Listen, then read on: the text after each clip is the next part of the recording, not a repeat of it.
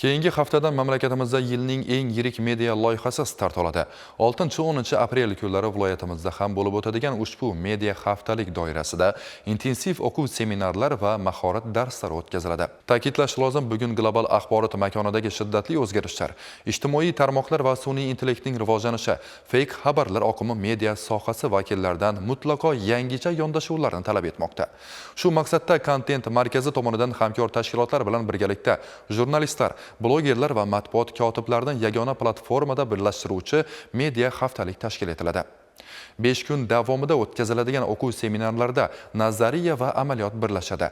Asosiy urg'u haqiqiy tajriba orttirishga qaratiladi. Mamlakatimizning eng yetakchi media ekspertlar, muharrir va prodyuserlar ishtirokida kontent yaratish, fact checking, raqamli gigiyena, SMM va strategik kommunikatsiyalar bo'yicha treninglar olib boriladi. Mashg'ulotlarda telejurnalistlar, bosma nashrlar, blogerlar va davlat idoralari, matbuot kotiblari ishtirok etishi mumkin. Darslar davomida ishtirokchilar real keyslar asosida ishlash, xatolarni tahlil qilish, yangi yondashuvlarni shakllantirish imkoniyatiga ega bo'ladi. Spikerlar o'z tajribalari bilan o'rtoqlashib, zamonaviy media rivojining ustuvor yo'nalishlari bo'yicha tavsiyalar beradi. Loyihada ishtirok etish istagida bo'lgan nomzodlar Yoshlar ishlari agentligining hududiy boshqarma va bo'limlariga murojaat qilishlari mumkin. Mavzudan uzoqlashmagan holda galdagi lavhaga navbat beramiz.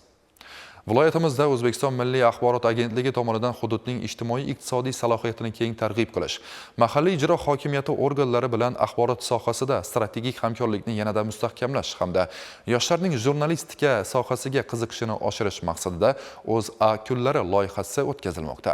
Muxbirimiz shu haqida xabar beradi.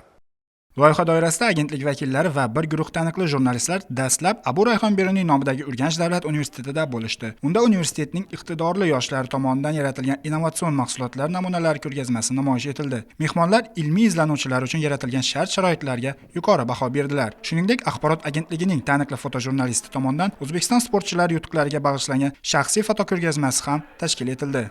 Bugungi kunda ommaviy axborot vositalarini jamiyat rivojida o'rni juda muhim. Jamiyatimizdagi o'zgarishlar bo'layotgan yangiliklar haqida xalqqa, ommaga yetkazishda albatta O'zbekiston Milliy axborot agentligining hissasi ham juda katta deb o'ylayman. Bu borada O'zbekiston Milliy axborot agentligining ham o'z o'rni bor. O'ylaymanki, mana shu ko'rgazma ham talabalarni qalbida sportga bo'lgan e'tiborni ozgina kuchaytirsa, anglab yetsa, men o'zimni xursand, baxtiyor his qilgan bo'lardim.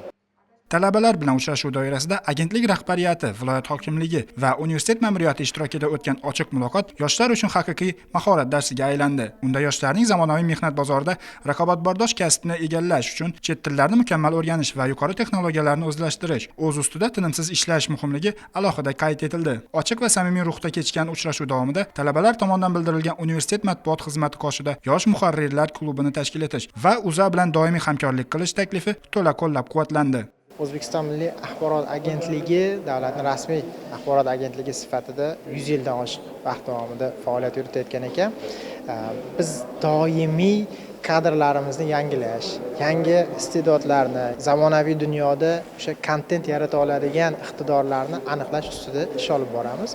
Va mana shu maqsad yo'lida bugun biz uchrashuv o'tkazdik, talabalarga tushuntirdik, kelinglar, eshigimiz doim ochiq. Kimdir maqola yozishga qiziqsa, kimdir zamonaviy jurnalistikaga, media kontentlar yaratishga qiziqsa, kimdir foto mahsulotlar yaratishga qiziqsa, bunga o'zida bir ishtiyoq sezsa, biz ularni qo'llab-quvvatlashga tayyormiz deya ular bilan hamkorlik masalasida ham gaplashdik. Talabalar juda ham faol, o'zlarini zo'r takliflarni berishdi. Hammasini biz mas'ullar bilan uni ijrosi haqida gaplashib ham oldik joyida. O'ylaymanki, aynan Urganch davlat universitetida ham, Xorazm hududida ham bunaqangi iqtidorlar ko'p va O'zbekiston Milliy axborot agentligi ularga minbar berishga doim tayyor.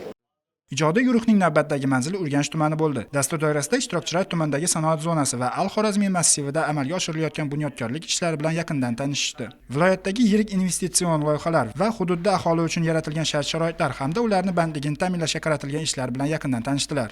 Har bir ommaviy axborot vositasi 2026-yilda rejalarini tuzgan. Biz ham shu 2026-yilda rejalarini tuzishda O'zA kunlari degan tadbirni o'tkazishni rejalashtirdik. Hududlarga chiqib, aholining kayfiyatini bilish, ularni jurnalistlarga bir bildiradigan fikrlarini bilish, berayotgan axborotlarimizga munosabatini bilish, odamlarning dardini eshitish ma'nosida shu Xorazm viloyatidan o'za kunlari tadbirlarni boshladik. Bu yerda amalga oshirilayotgan ishlar ancha salmoqli, kishini hayratlantiradi.